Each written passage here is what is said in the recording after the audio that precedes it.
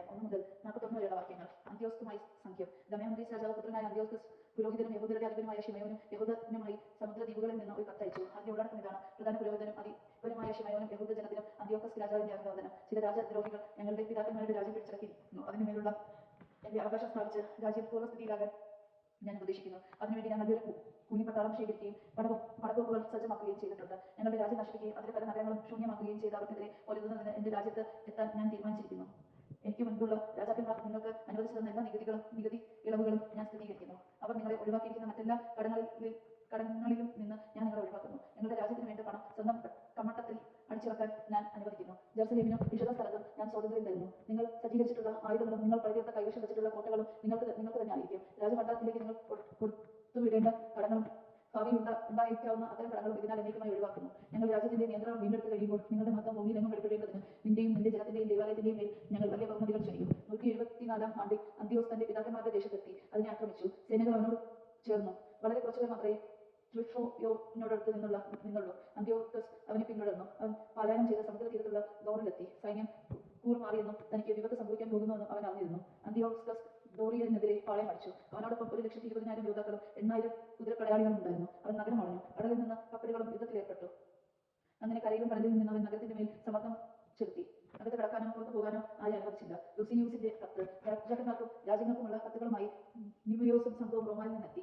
അതിൽ ഇങ്ങനെ എഴുതിയിരുന്നു: ടോളയം രാജാവിനും റോമ സ്ഥാനപതിയായ ലൂസിജിന്റെ അഭിവാദനം. ഞങ്ങളും സുഹൃത്തുക്കളും സംഖ്യകക്ഷികളുമായ യഹൂദരും ദൂതന്മാർ തങ്ങളുടെ പൂർവ്വ സൗഹൃദവും സംഖ്യവും നവീകരിക്കാൻ വന്നിരിക്കുന്നു. പ്രധാന പുരോഹിതനായ ശിമയോൻ യഹൂദജനവുമാണ് അവരെ അയച്ചത്. 1000 മീന തൂക്കമുള്ള ഒരു സുവർണ്ണ പരിച അവർ കൊണ്ടുവന്നു. അവരെ ഉപദ്രവിക്കുകയോ അവർക്ക് അവരുടെ നഗരങ്ങൾക്കും രാജ്യത്തിനുമെതിരെ യുദ്ധം ചെയ്യുകയോ അവരോട് യുദ്ധം ചെയ്യുന്നവരുമായി സഖ്യമുണ്ടാക്കുകയോ അരുതെന്ന് രാജാക്കന്മാർക്കും രാജ്യങ്ങൾക്കും എഴുതാൻ ഞങ്ങൾ തീരുമാനിച്ചിരിക്കുന്നു.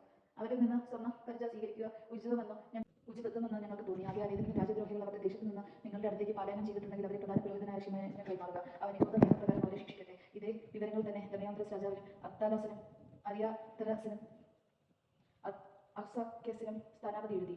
സംസാമസ്, സ്പാർട്ട, ഡെലോസ്, മിന്തോസ്, സിസിയോൻ, കാരിയ, സമോസ്, പർഫീലിയ, ലിസിയ, ഹലിക്കർ, നാസൂസ്, റോദേസ്, ഫിലേയിസ്, കോസ്, സിദെ, അദാരോസ്, ഗോർത്തീന, സ്തെമ്യൂതിസ്, സെപ്രസ്, കിറേനെ തുടങ്ങിയ എല്ലാ രാജ്യങ്ങളും ഈ സന്ദേശം അയച്ചു.